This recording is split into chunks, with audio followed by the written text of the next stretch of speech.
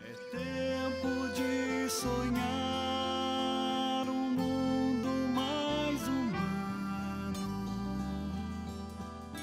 fraterno, mais irmão. É tempo de ser pão, doar-se, repartir com quem não tem mais nada. Nos passos de Jesus ser alento e conforto,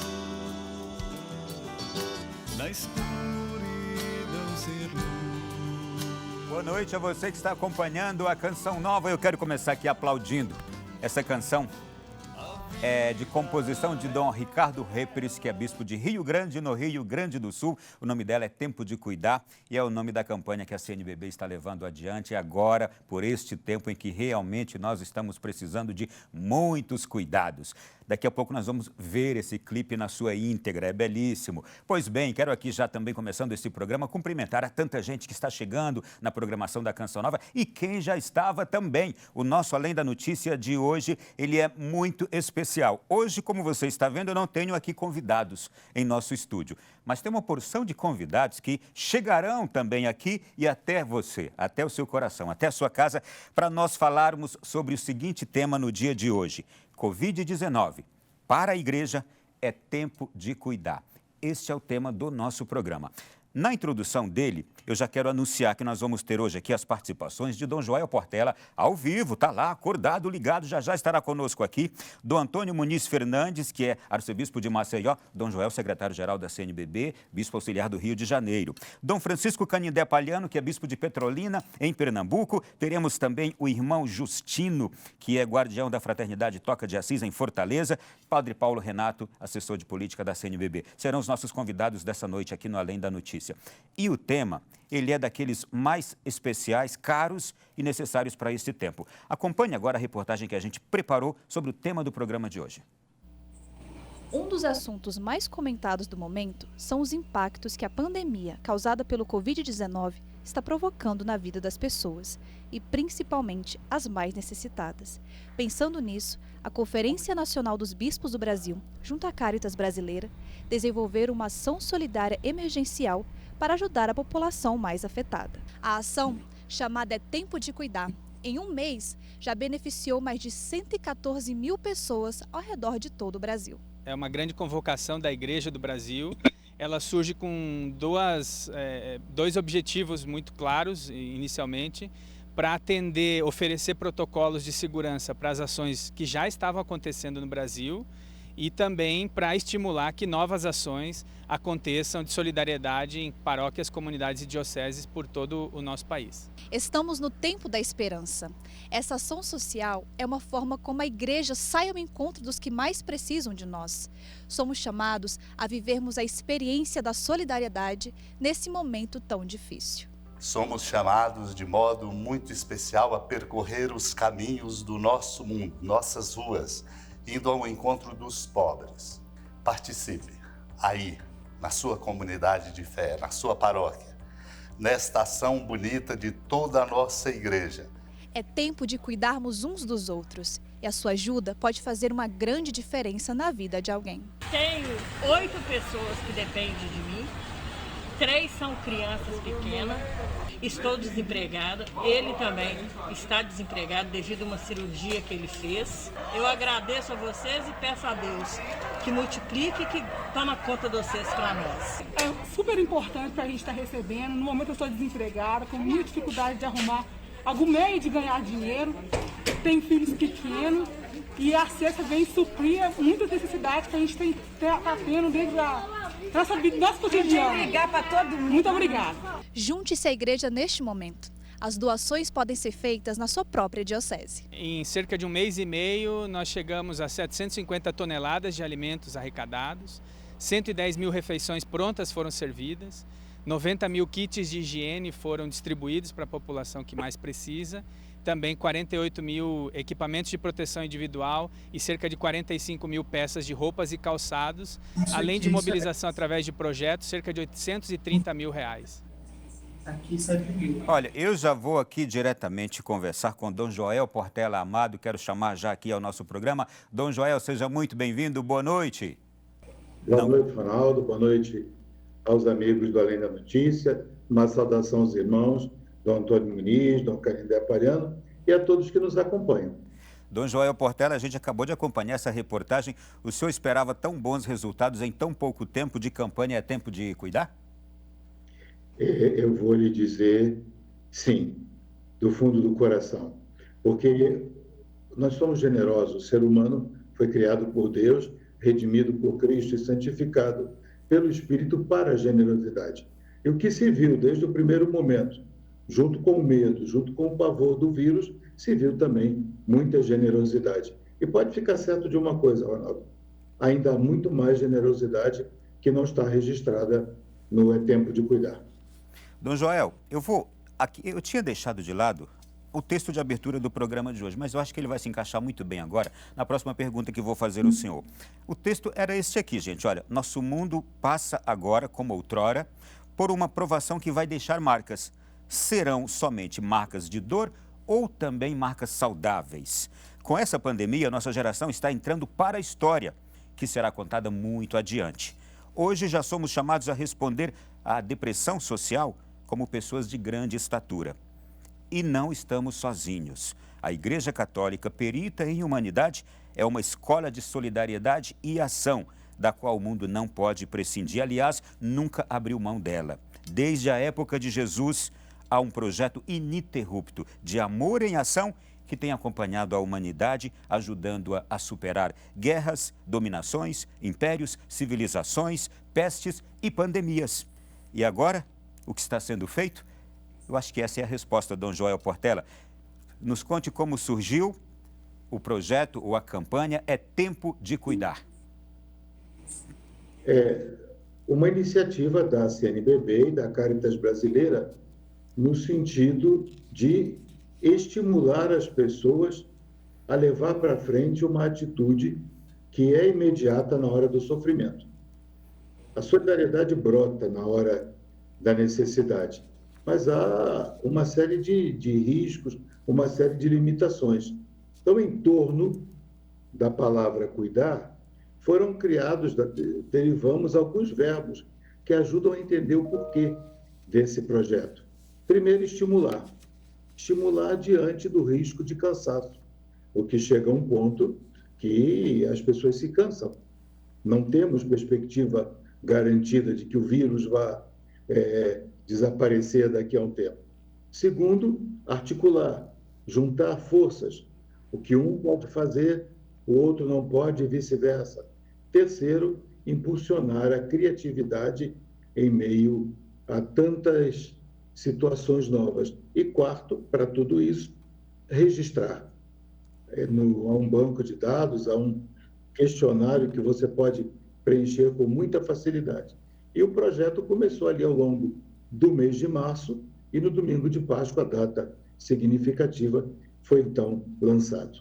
Dom Joel, eu imagino que em cada região do Brasil a gente tem ali iniciativas diversas. Se a gente pensar na Amazônia, se pensar no Nordeste, no Sul, e o senhor deve estar acompanhando tudo isso por aí. Que experiências mais têm chamado a atenção dessa prática de amor em ação, de solidariedade agora? A grande característica, o banco de dados a que eu me referi há pouco, do projeto É Tempo de Cuidar, ele apresenta algumas características muito interessantes. Primeiro, o atendimento a comunidades e pessoas carentes. Portanto, há uma fortíssima sensibilidade a pessoas pobres e necessitadas. Segundo, toda a questão do alimento e um pouco de material de higiene.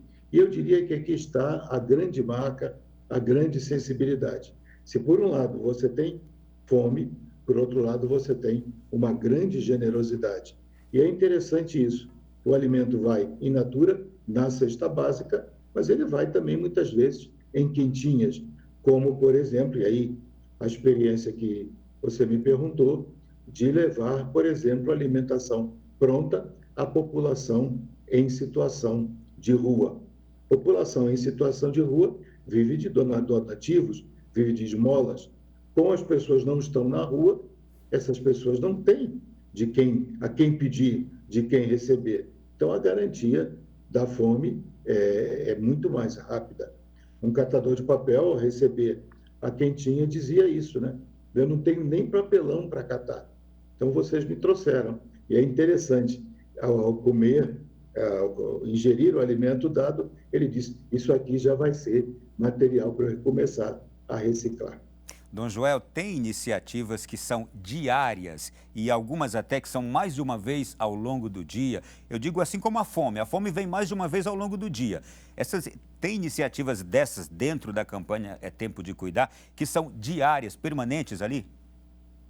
Veja, É Tempo de Cuidar não promove a campanha, não promove as atividades. Isso que nasce do coração de pessoas, comunidades e grupos.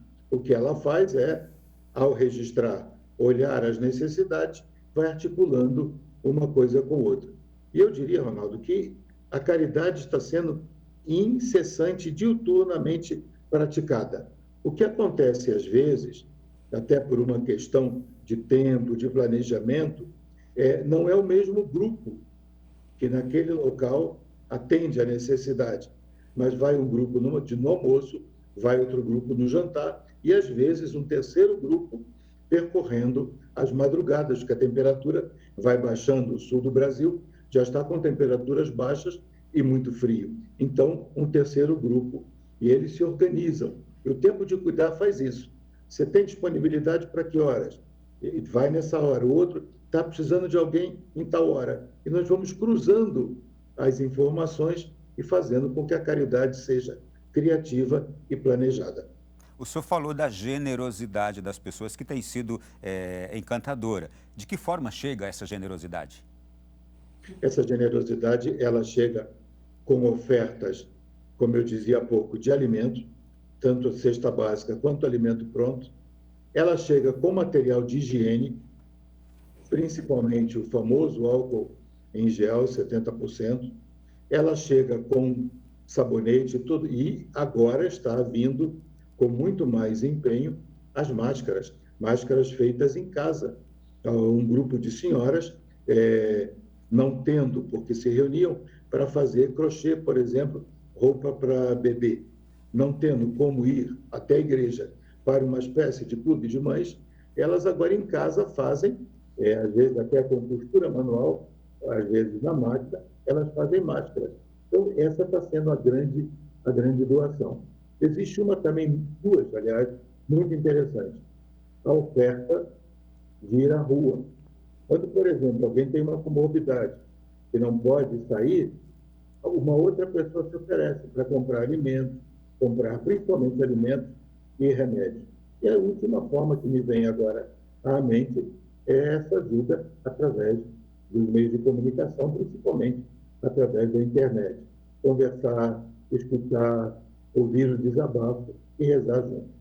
Na reportagem que a gente viu agora, a gente percebeu também que há um incentivo às comunidades paroquiais, às pastorais, aos grupos diversos, aos movimentos. Isso quer dizer, a caridade tem sido feita, o tempo de cuidar, ele tem sido praticado de forma muito bem espalhada, onde há a presença da igreja, não é? Sem dúvida, é interessante nisso que nós temos o costume, eu até brinco, nós temos o costume de seguir o evangelho. Não saiba a vossa mão direita o que faz a esquerda. Então, há muita coisa acontecendo que não está registrada. Eu diria, quando eu olho o mapa, existe dentro do projeto, existe um mapa que você pode olhar a sua região do Brasil, como é que está. Algumas vezes nós nos assustamos. Ainda hoje eu conversava com o bispo de uma determinada região que está lá 0. Eu dizia, mas não é possível que na sua diocese não se pratique o bem. Pelo contrário, ele começou a narrar o que faz. Então, por que não está lançado no Tempo de Cuidar? Nós não temos esse hábito. Nós praticamos a caridade e pronto. Só que lançar no É Tempo de Cuidar, primeiro, é testemunho. E o testemunho, em segundo lugar, estimula as pessoas. E terceiro, ajuda na criatividade. Se você me permite, uma senhora, logo no início, entrou em contato aqui, veio até aqui, mandou um e-mail, veio virtualmente, mandou um e-mail para a CNBB perguntando o seguinte: moro sozinha, não posso sair de casa. Em que eu posso ajudar? Nessa hora é que entra o É Tempo de Cuidar, para ajudar a caridade a ser criativa. E ela ajudou lendo a palavra de Deus, rezando o texto, através da internet. Dom Joel, antes da gente se despedir, uma última perguntinha para o senhor, não daria para despedi-lo sem essa pergunta. A igreja está sendo, várias dioceses, vários estados brasileiros estão agora permitindo a reabertura das igrejas para celebrações presenciais. E a CNBB, bem recentemente, divulgou uma nota litúrgico-pastoral com algumas orientações.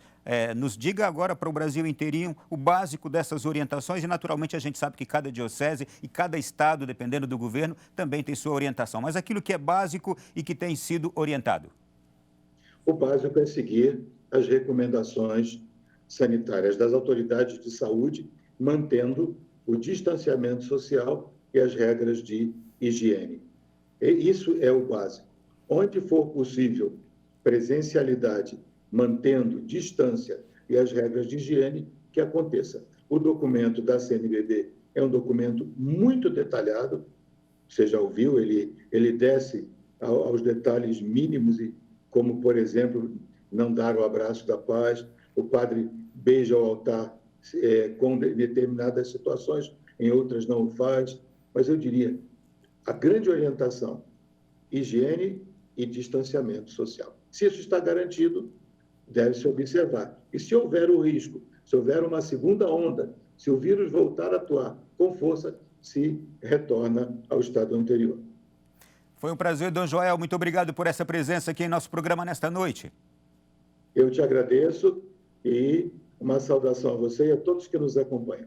Muito obrigado. Nós conversamos com Dom Joel Portela, secretário-geral da CNBB, e o nosso programa vai continuar. Eu agora quero conversar com você que está aí, porque no próximo bloco nós receberemos aqui em nosso programa outros bispos brasileiros com experiências encantadoras que se encaixam perfeitamente nesta proposta. É tempo de cuidar. Então, dentro de instantes, nós vamos voltar conversando com os bispos de Maceió e de Petrolina, Alagoas e Pernambuco. A gente vai a um breve intervalo e já volta. A você que está acompanhando Além da Notícia nesta noite, seja muito bem-vindo. Hoje um programa muito especial, completamente diferente. Nós estamos aqui nos estúdios e recebendo a presença de vários convidados virtualmente. Aliás, como tem acontecido com tantas formas de trabalho, com tantas instituições, a gente tem percebido que esse trabalho virtual, teletrabalho, teleconferência, tem sido uma tônica hoje para muitos órgãos e organismos. Nós vamos aqui também no programa de hoje usando bem desse instrumento. E agora, a partir desse instante, nós vamos tratar mais ainda de iniciativas que a gente percebe, se enquadram perfeitamente no tema do programa de hoje. Este tempo que estamos vivendo para a igreja é tempo de cuidar. E nós vamos agora chamar mais um convidado aqui para estar conosco. Nós vamos diretamente para Alagoas, Maceió. Vamos conversar com Dom Antônio Muniz Fernandes, arcebispo de Alagoas, de Maceió. Dom Antônio, seja bem-vindo, boa noite. Aqui estou com muita alegria. Boa noite a todos e a todas. Boa noite para o meu irmão Dom Francisco, que estamos juntos também aqui e que todos tenham uma noite abençoada. Estou vendo, Dom Francisco já está nos acompanhando aí também, né, Dom Francisco? Boa noite para o senhor. Boa noite, Dom Antônio, e boa noite a todos quantos nos acompanham neste momento tão importante para a vida do mundo e para a vida da igreja. Os senhores são muito bem-vindos aqui e na casa de tanta gente neste Brasil inteiro e fora do Brasil também. E eu quero aqui aproveitar para apresentar o belíssimo trabalho das obras sociais da Arquidiocese de Maceió. E nós vamos começar assim para depois a gente conversar com Dom Antônio Muniz. Vamos ver esse VT, essa reportagem? Oi, pessoal. Desde o começo dessa pandemia, uma de nossas preocupações foi com a população de rua. Por isso, nosso arcebispo pediu que tivéssemos um olhar especial para eles. E assim, com a sua ajuda, a Arquidiocese de Maceió, por meio do setor Juventude, da Casa de Ranquines e da Federação Recriar, conseguiu alojar por volta de 200 pessoas que estavam em situação de rua e hoje possuem um local para viver. Em uma casa, abrigamos em média 40 idosos, que por serem do grupo de risco, estão isolados das demais pessoas. Já numa escola, estamos alojando por volta de 150 pessoas. Em ambos os locais, nossos acolhidos recebem material de higiene pessoal, alimentação e todo o cuidado necessário para que se sintam verdadeiramente em casa. Além disso, como estamos lidando com uma doença séria, todos os dias recebemos a visita da equipe técnica da Secretaria Municipal de Saúde, bem como da Secretaria Municipal de Assistência Social, que verifica nossos acolhidos e as condições do abrigo. Por isso, queria agradecer a solidariedade de cada um de vocês, que nos ajudou a transformar a realidade de rua em abrigo e deu a cada uma dessas pessoas uma nova esperança. Unidos, conseguimos demonstrar empatia em meio à pandemia e provamos que é sim possível estar juntos, mesmo distantes. Novamente, muito obrigado. Você é parte da construção desse local que hoje 200 pessoas chamam de lar. Dom Antônio Muniz, primeiro eu quero parabenizar o senhor pela sua bela equipe de trabalho. Essa reportagem foi produzida aí por sua equipe, então parabéns a esse pessoal que preparou um trabalho tão bonito. E pergunto, já existia alguma coisa disso que está sendo feito agora antes da pandemia, Dom Antônio? Já havia todo um processo de acolhimento, tentativa de acolhimento para os moradores de rua. Tanto é que nós criamos uma pastoral para a população de rua. Isso já havíamos feito, chegada a pandemia, e também havia o outro trabalho que continua, do Recriar, a Federação Recriar, que é da Arquidiocese e que acolhe os dependentes químicos. Todos são acolhidos em casas diferentes. Casa Betânia acolhe as mulheres, Casa do Céu Sofredor, Fazendinha São Luís e Santa Zélia, Arcebispado de Maceió, e assim tantas outras instituições acolhíamos e continuamos acolhendo os moradores de rua, mas também as pessoas, os dependentes químicos. Então já havia essa preocupação e a estruturação deste trabalho. E, chegada a pandemia, foi a primeira pergunta nossa: o que fazer, como fazer para esta grande população de rua e como é que vamos fazer para enfrentar este problema. Então, criamos 2 abrigos, um deles é mais aberto, as pessoas são mais jovens, os casais inclusive, e criamos um outro espaço para os mais idosos, os mais vulneráveis. Então, criamos 2 grandes espaços, isso com ajuda e em colaboração com determinadas secretarias da Prefeitura e do Governo do Estado. Então, fizemos um trabalho conjunto. E, para sustentar tudo isso, temos a adesão e temos a participação de toda a sociedade, de todos os católicos que estão empenhados em ajudar este trabalho, como vocês acabaram de ver neste vídeo que foi passado. Dom Antônio, e com a chegada da pandemia, qual foi o grande desafio de adaptação para se fazer esse trabalho por causa dos cuidados? É que, no princípio, eles vêm.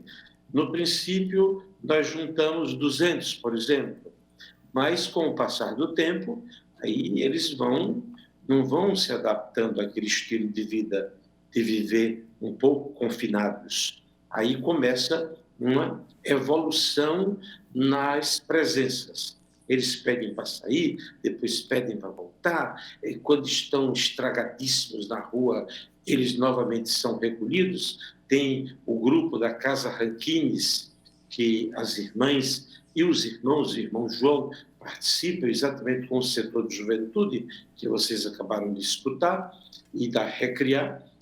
A gente tenta agora fazer aquele processo do resgate. A gente vai simplesmente buscar as pessoas que estão nas sarjetas, nas ruas, debaixo das marquises. A gente vai fazendo esse trabalho de conquista para poder levar. Aí tem um banho, tem um remédio que se precisa tomar, tem uma ferida que precisa ser curada. Isso é feito exatamente lá dentro tem este abrigo. Tem um lugar para dormir, tem um lugar para tomar banho, tem o sabonete, tem a limpeza.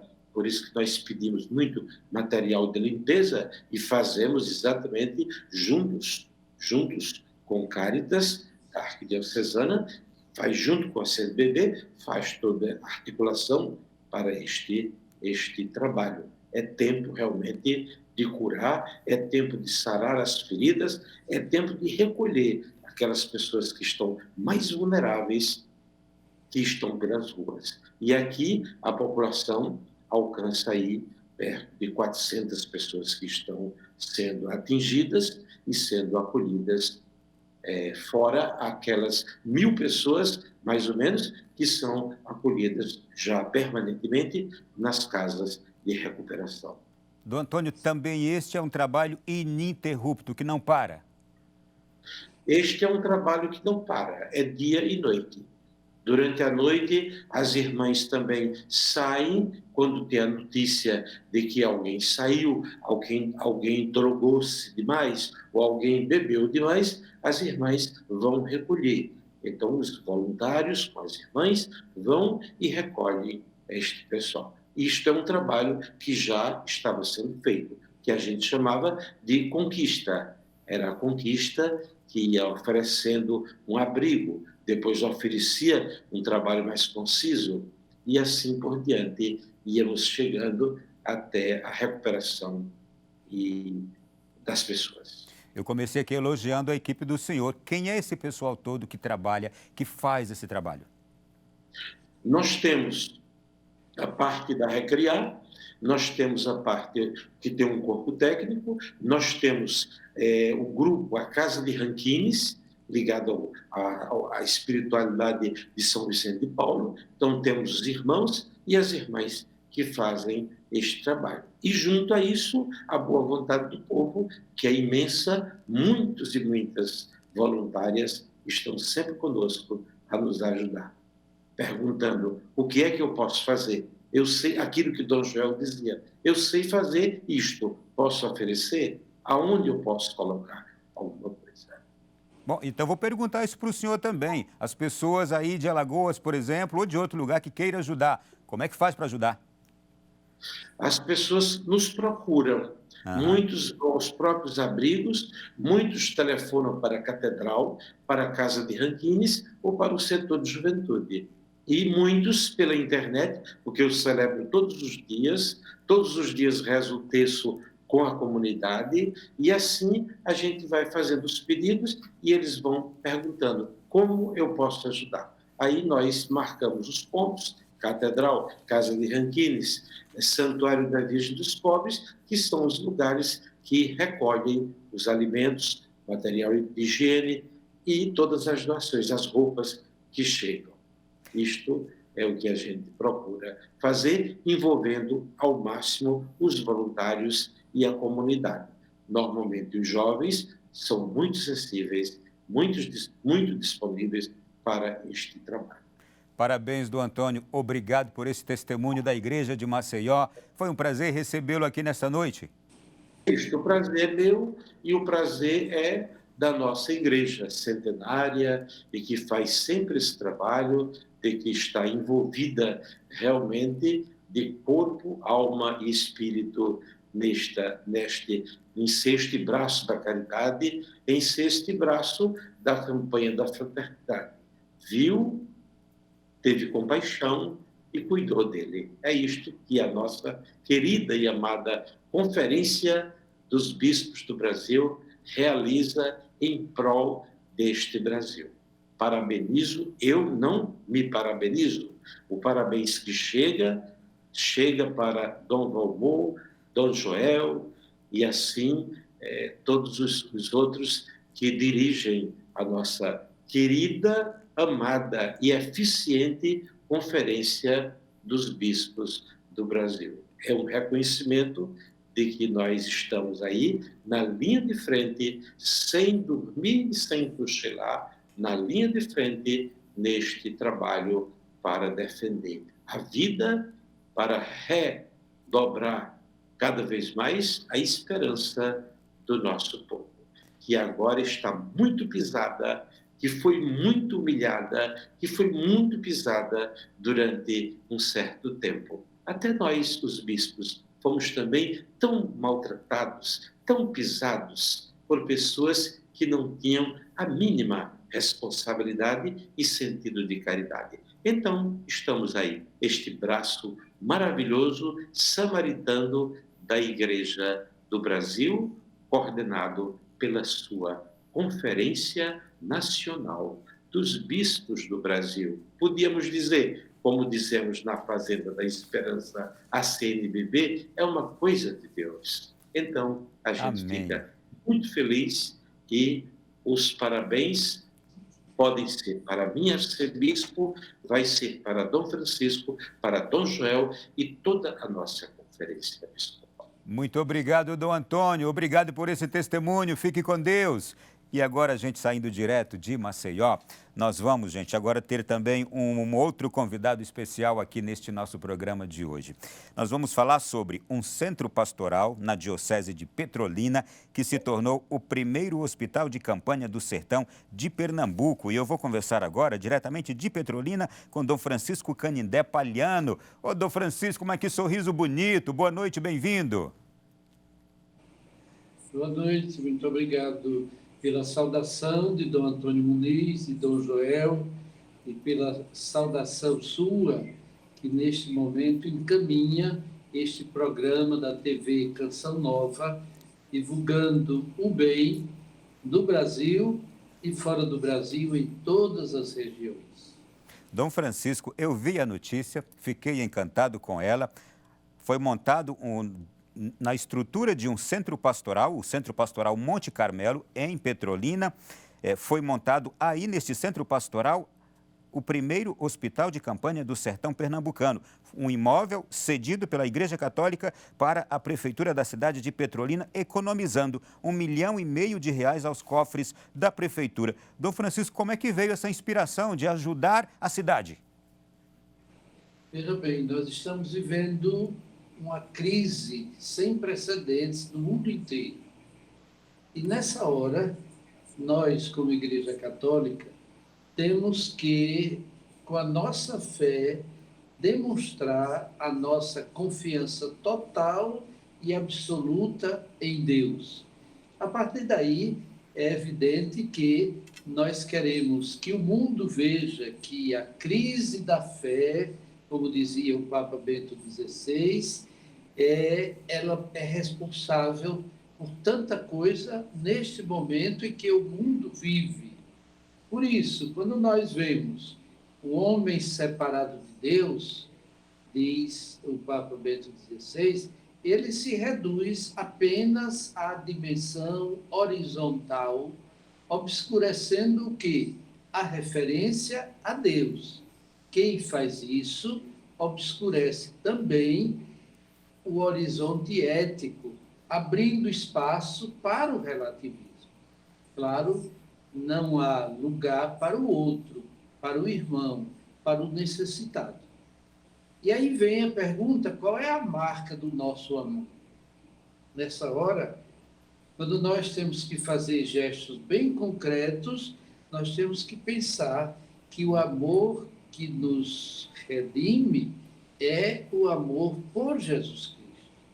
E a partir desse amor por Jesus Cristo, que nós chegamos a colocar o que nós tínhamos de melhor, a gente está ali escutando, que é o nosso centro pastoral, a serviço do amor. Esse amor que Jesus veio deixar para nós. Amar a Deus acima de todas as coisas e amar o próximo. Nessa hora, quem é esse próximo? É o sofredor. É aquele que está infectado. É aquele que está contaminado. E o que nos chama a atenção é que quantas são as pessoas que estão sofrendo nos hospitais, ou em casa, ou nas UPAs, ou em qualquer lugar. Por quê? Porque estão contaminados ou porque, quem sabe, perderam seus entes queridos.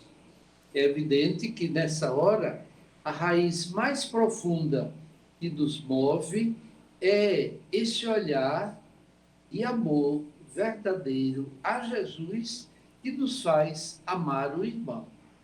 Qual é a raiz mais profunda do sofrimento? Muitas vezes, nesta hora, é a ausência de Deus. Por isso, a Diocese de Petrolina cedeu o espaço à Prefeitura Municipal para que ali existissem 100 leitos neste hospital de campanha, nosso centro pastoral Monte Carmelo, onde nós nos disponibilizamos para que ali as pessoas pudessem ver uma experiência de amor.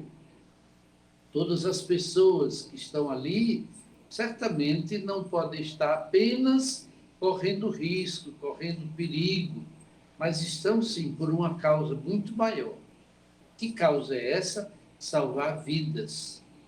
Uma preocupação muito grande nossa tem sido a vida espiritual do nosso povo. Quantas pessoas estão desesperadas? Quantas pessoas estão perturbadas, isoladas esse tempo todo? Então, na Igreja Catedral existem 3 missas diárias.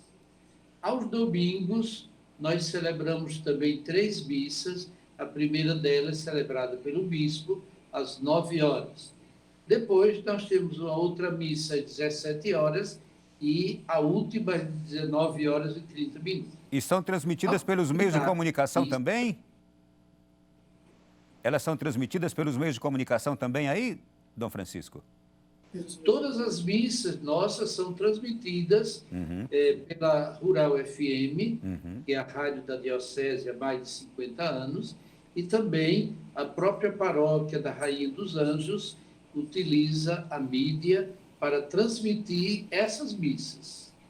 Ao final das missas dominicais, as pessoas devidamente paramentadas, como é a expressão que se usa, com a sua máscara, obedecendo o distanciamento social, tendo as suas mãos higienizadas à entrada da Igreja Catedral. Depois de deixarem a sua oferta, elas têm as mãos higienizadas, recebem a Santa Comunhão, rezam por alguns instantes e saem pelas portas laterais. Que então, maravilha! Isso para nós tem sido assim muito importante, sustentar nessa hora a fé do povo. No final do mês de maio, nós fizemos a coroação da imagem de Nossa Senhora, a Rainha dos Anjos, a padroeira, e saímos com ela por todas as ruas da paróquia da Rainha dos Anjos, demorando quase 3 horas de percurso.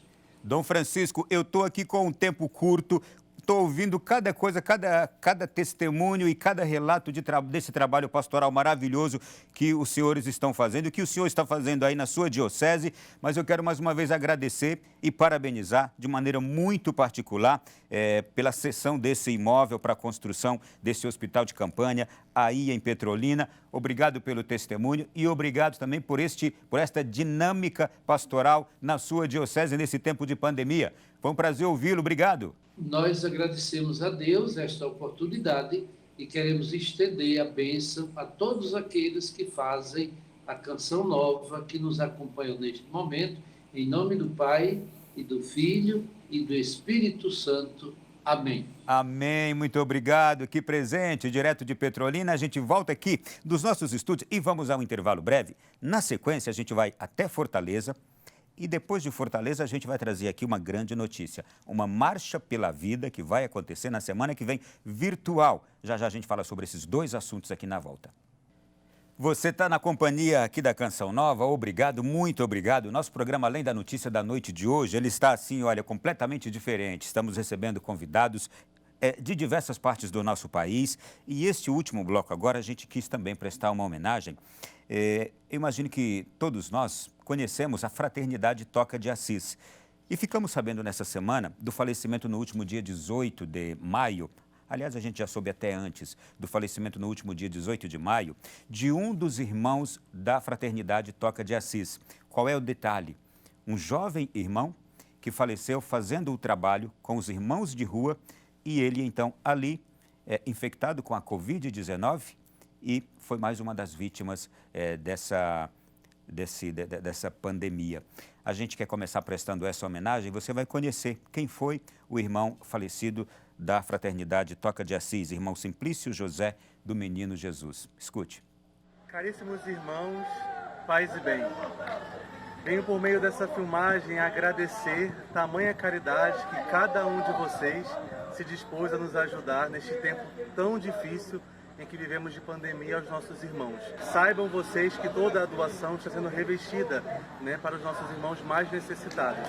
E que também estamos unidos a todos os órgãos públicos, também a Santa Igreja, como pede o nosso arcebispo, para estarmos aqui, vivenciando, com todos os amparatos necessários, máscaras, luvas, para que assim a gente possa cumprir o nosso trabalho de estar juntamente com os nossos irmãos e não deixar que eles sofram ainda mais do que eles já padecem, pelo suplício das ruas. Essa foi uma das gravações que o irmão Simplício fez justamente nesse tempo de pandemia, falando justamente do trabalho que eles fazem nas ruas e especialmente agradecendo as pessoas que contribuem para que eles assistam os irmãos de rua. Para falar sobre o irmão Simplício, que no último dia 18 foi para a casa do pai, nós temos agora diretamente lá de Fortaleza o irmão João Justino, que é o guardião da Fraternidade Toca de Assis em Fortaleza. Irmão João Justino, boa noite, bem-vindo. Boa noite, paz e bem, boa noite.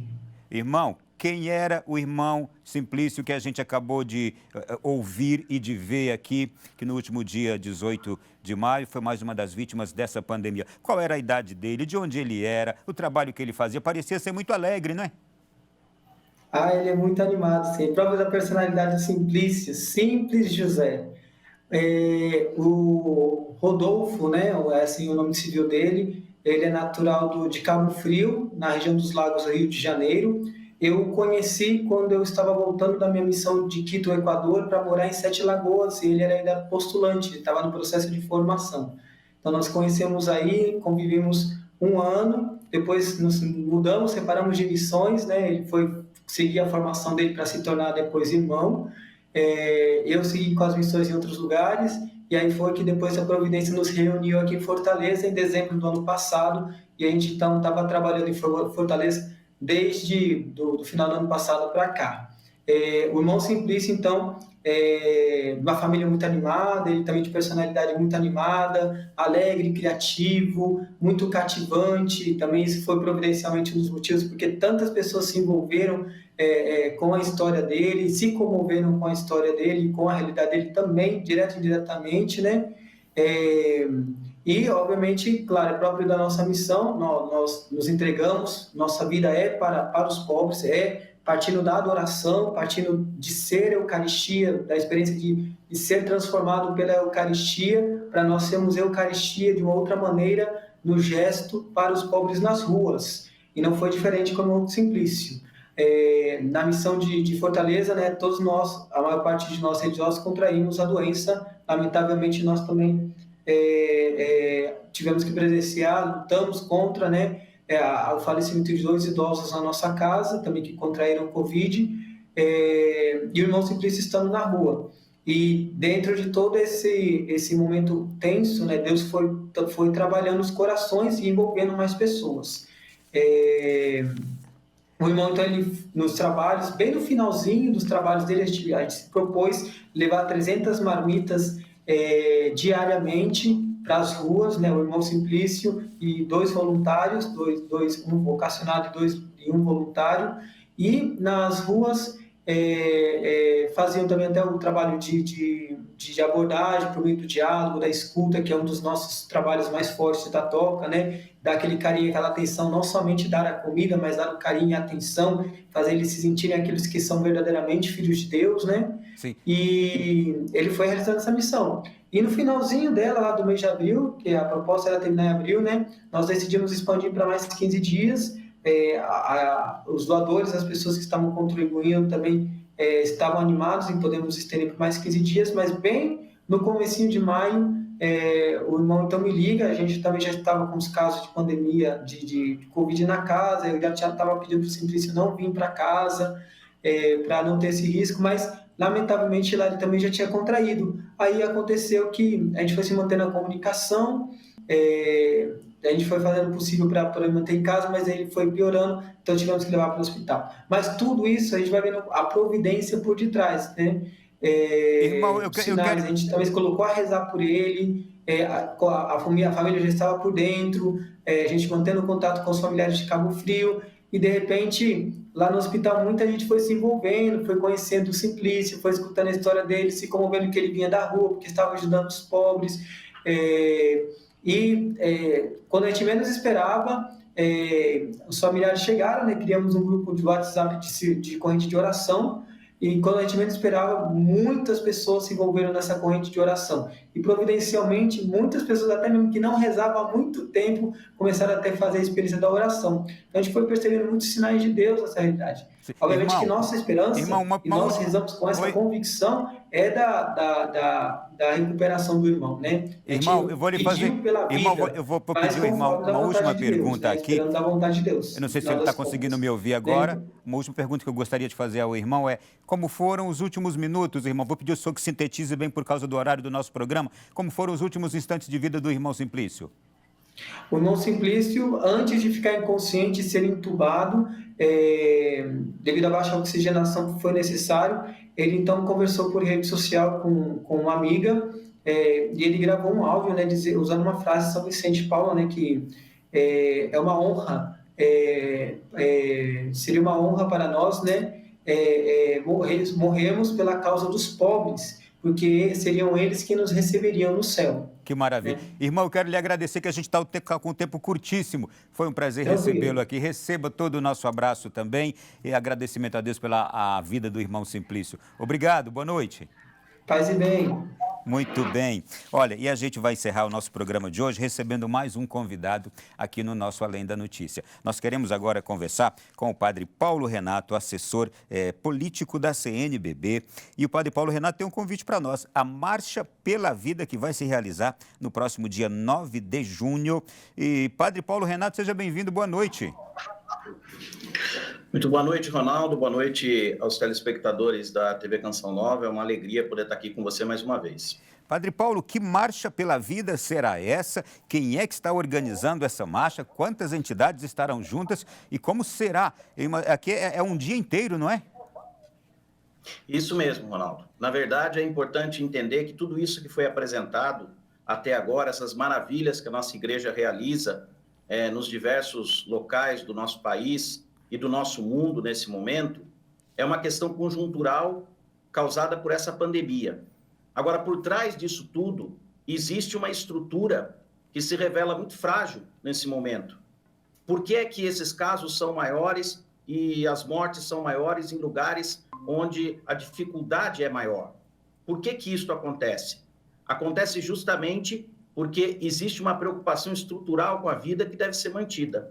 E aí surge a iniciativa de um grupo de entidades que procuram a CNBB, dentre essas entidades, o Conselho Nacional de Saúde, a Abrasco, o SBPC, ou seja, uma gama de entidades que hoje são mais de 100, entidades que participam da área da saúde, da área da pesquisa, da área do ensino, área acadêmica, tudo relacionado à saúde, à medicina, à técnica, e resolvem fazer uma marcha para valorizar a vida. Ou seja, escolhem 6 pontos. Essas entidades abrem mão de suas pautas específicas para focar numa pauta comum, que é a pauta da vida.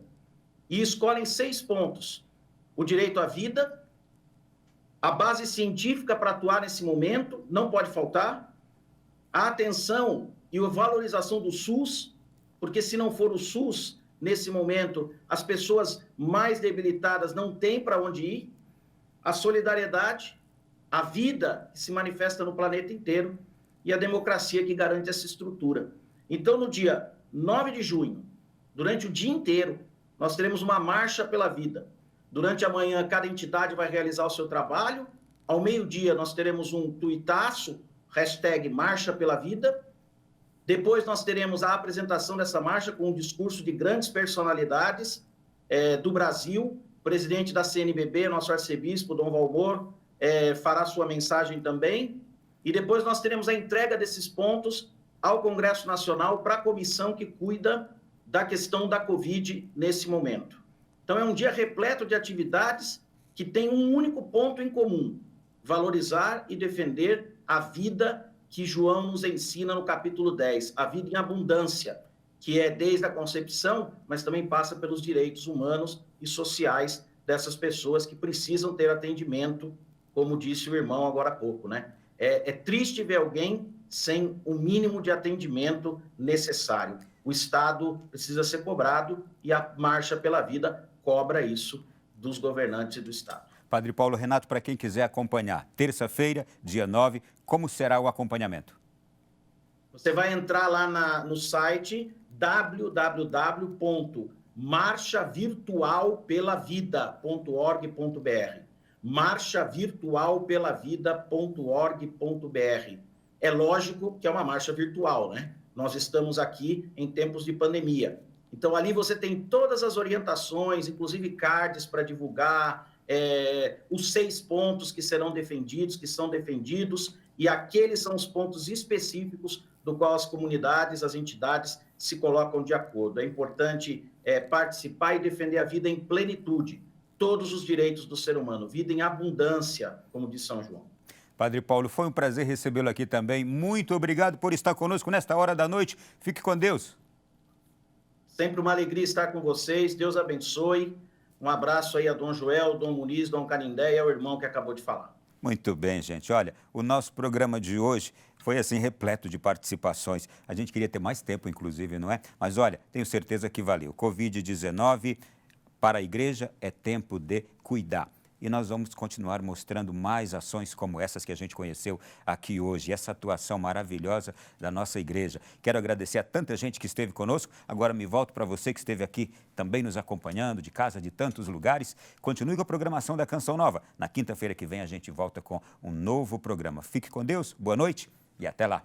Sagrada e tão singela, escolhe, pois, a vida.